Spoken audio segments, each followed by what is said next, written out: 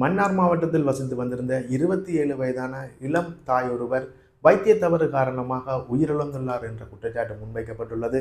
இந்த குற்றச்சாட்டினை உயிரிழந்த பெண்ணின் தாயார் முன்வைத்துள்ளார்.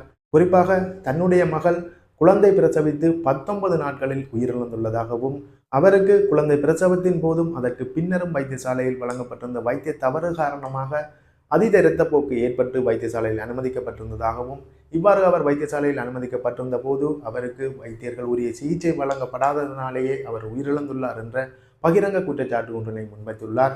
மன்னார் மாவட்டத்திலேயே சோகத்தில் ஆழ்த்தியுள்ள இளம் தாயின் உயிரிழப்பு எவ்வாறு நடந்துள்ளது என்பது சம்பந்தமாகவும், அந்த உயிரிழப்பு தொடர்பில் அவருடைய தாயார் முன்வைத்துள்ள குற்றச்சாட்டுகள் என்ன என்பது சம்பந்தமாகவும் தான் இந்த வீடியோவில் பார்க்க போகின்றோம்.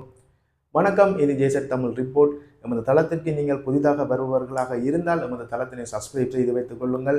அவ்வாறு செய்தால்தான் நாங்கள் தருகின்ற ஒவ்வொரு வீடியோவிலும் குறிப்பிடப்படுகின்ற புது தகவல்களை நீங்கள் உடனுக்குடன் அறிந்து கொள்ளக்கூடியதாக இருக்கும். அண்மை காலமாக வைத்திய துறைகளில் நடைபெறுகின்ற வைத்திய தவறுகள் அல்லது முறைகேடுகள் சம்பந்தமாகவும், சில வைத்தியர்கள் விடுகின்ற பிழைகள் சம்பந்தமாகவும் பல்வேறு குற்றச்சாட்டுகள் முன்வைக்கப்பட்டு வந்திருந்தன.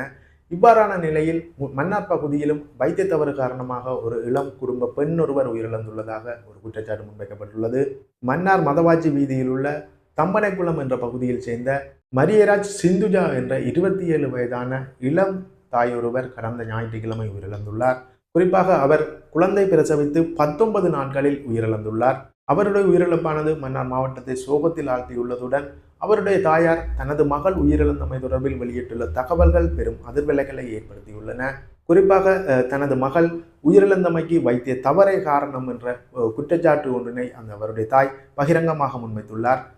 உயிரிழந்த சிந்துஜா பிரசவத்திற்காக மன்னார் பொது வைத்தியசாலையில் அனுமதிக்கப்பட்டிருந்த நிலையில் கடந்த 9ஆம் தேதி அவருக்கு ஆண் குழந்தை பிறந்துள்ளது. இவ்வாறு ஆண் குழந்தை பிறந்த பின்னும் அவர் வைத்தியசாலையில் தொடர்ந்து சிகிச்சை பெற்று வந்திருந்த நிலையில் 2 தினங்களின் பின்னர், குறிப்பாக 11ஆம் தேதி வைத்தியசாலையில் இருந்து குழந்தையுடன் நலமாக வெளியேறியிருந்தார். இவ்வாறு அவர் வெளியேறிய போது 7 நாட்களின் பின்னர் அவர்கள் வசித்து வரும் பகுதிக்கு அருகில் உள்ள முருங்கன் வைத்தியசாலையில் சென்று அவருக்கு போடப்பட்டிருந்த தையலை அவிழ்க்குமாறு வைத்தியர்களால் அறிவுறுத்தப்பட்டிருந்தது. இதன்படி 7 நாட்களின் பின்னர் முருங்கன் வைத்தியசாலைக்கு, குறிப்பாக கடந்த 16ஆம் தேதி சிந்துஜா அந்த தையலை அவிழ்ப்பதற்காக சென்றுள்ளார். அந்த வைத்தியசாலையில் சிந்துஜாவுக்கு தையல் அவுக்கப்பட்டிருந்த பின்னரும் அவரை வீட்டிற்கு செல்ல வைத்தியர்கள் அனுமதிக்கவில்லை. அங்கேயே தொடர்ந்து சிகிச்சை பெறுமாறு அறிவுறுத்தியிருந்தனர். அந்த வைத்தியசாலையிலே தொடர்ந்து சிகிச்சை பெற்று வந்திருந்த சிந்துஜாவுக்கு கடந்த 27ஆம் தேதி சனிக்கிழமை அதீத இரத்தப்போக்கு ஏற்பட்டுள்ளது. இதனை அடுத்து அங்கிருந்த நோயாளர் காவு வண்டி ஊடாக அவர் மன்னார் பொது வைத்தியசாலைக்கு அனுமதிக்கப்பட்டுள்ளார். மன்னார் பொது வைத்தியசாலையில் சிந்துஜாவுக்கு உரிய பதிவுகள் மேற்கொள்ளப்பட்ட பின்னர் அவரை உரிய விடுதிக்கு வைத்தியர்கள் அனுப்பி வைத்துள்ளனர். இருப்பினும் அன்று இரவு தொடர்ச்சியான இரத்தப்போக்கு காரணமாக அவர் அவதிப்பட்டு வந்துள்ளார். இதன்போது இந்த வைத்தியர்களும் அவருக்கு சென்று சிகிச்சை வழங்கவில்லை. மறுநாள் காலை 6 மணி முதல் சிந்துஜா சுயநிலைவை இழந்த நிலையில் அவரை உடனடியாக அதிதீவிர சிகிச்சை பிரிவிற்கு அனுப்பி வைத்து சிகிச்சை மேற்கொள்ளப்பட்டிருந்தது. இவ்வாறான நிலையில் 11 மணி அளவில் சிந்துஜா உயிரிழந்துள்ளார் என்ற தகவலை வைத்தியர்கள் சிந்துஜாவின் தாயாருக்கு தெரியப்படுத்தியுள்ளனர். இவ்வாறான நிலையில் தன்னுடைய மகளுடைய உயிரிழப்புக்கு வைத்தியர்கள் மேற்கொண்டிருந்த வைத்திய சிகிச்சைகளில் ஏற்பட்டிருந்த தவறு காரணமாகவும், உரிய நேரத்தில் அவருக்கு சிகிச்சை வழங்கப்படாமல் விடப்பட்டதன் காரணமாகவே தனது மகள் உயிரிழந்துள்ளார் என்ற குற்றச்சாட்டினை சிந்துஜாவின் தாயார் தற்பொழுது முன்வைத்துள்ளார்.